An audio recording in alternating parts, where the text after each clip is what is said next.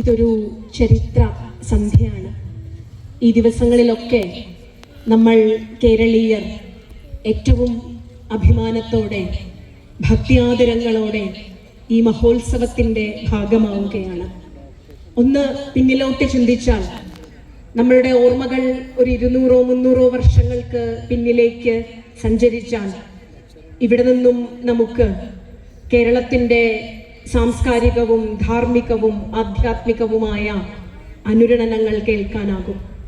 തിരുനാവായയുടെ ഈ മണ്ണിന് നേരത്തെ സൂചിപ്പിച്ചതുപോലെ ഭാരതത്തിൻ്റെ ഏറ്റവും പ്രധാനപ്പെട്ട മൂലകേന്ദ്രമായ ഈ മണ്ണിൽ നിന്നുകൊണ്ട് നമ്മൾ ചെയ്യുന്ന സങ്കല്പങ്ങൾ ഓരോന്നും വിശാലമായ ഈ രാഷ്ട്രത്തിൻ്റെ ഐക്യത്തെ, ഈ രാഷ്ട്രമെന്ന വലിയൊരു രാഷ്ട്ര ശരീരത്തിൻ്റെ പാദങ്ങളിൽ നിന്നുകൊണ്ട് നമ്മൾ സമർപ്പിക്കുന്ന ഈ പൂജകൾ, ഈ സങ്കല്പങ്ങൾ, ഈ പ്രാർത്ഥനകൾ ഒക്കെ ധന്യമാകണേ എന്ന്, നമ്മുടെ രാജ്യത്തിൻ്റെ അഖണ്ഡതയും ഐക്യവും നിലനിർത്തണേ എന്ന്, നമ്മുടെ രാഷ്ട്രത്തിൻ്റെ ജ്ഞാനപാരമ്പര്യം, നമ്മുടെ രാഷ്ട്രത്തിൻ്റെ ധാർമ്മിക ധ്വജം ഉയർന്നു തന്നെ നിൽക്കണമേ എന്ന സഫലമായ പ്രാർത്ഥനയാണ് ഈ സന്ധ്യയ്ക്ക് നമുക്ക് സമർപ്പിക്കുവാനുള്ളത്.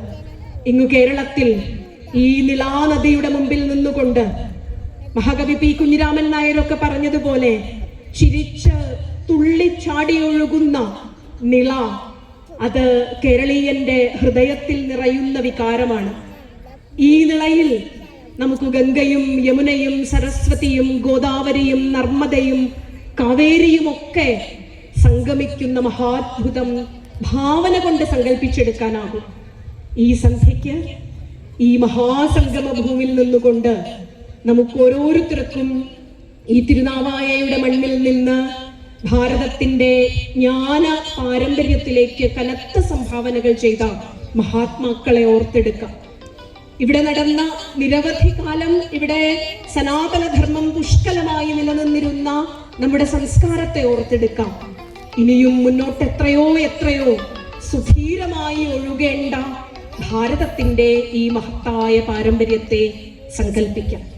ഇവിടെ നമ്മൾ ഓരോരുത്തരും സഫലമായ ധന്യമായ ഒരു സങ്കല്പത്തോടു കൂടി ഈ ആരതിക്ക് പ്രാർത്ഥനയോടെ, അതിനപ്പുറം സനാതന ധർമ്മവിശ്വാസികൾ എന്ന അഭിമാനത്തോടെ, ഈ പൈതൃകം സംരക്ഷിക്കേണ്ടവർ എന്ന ഉത്തരവാദിത്ത ബോധത്തോടെ നമുക്ക് ഇതിന് സാക്ഷികളാകാം.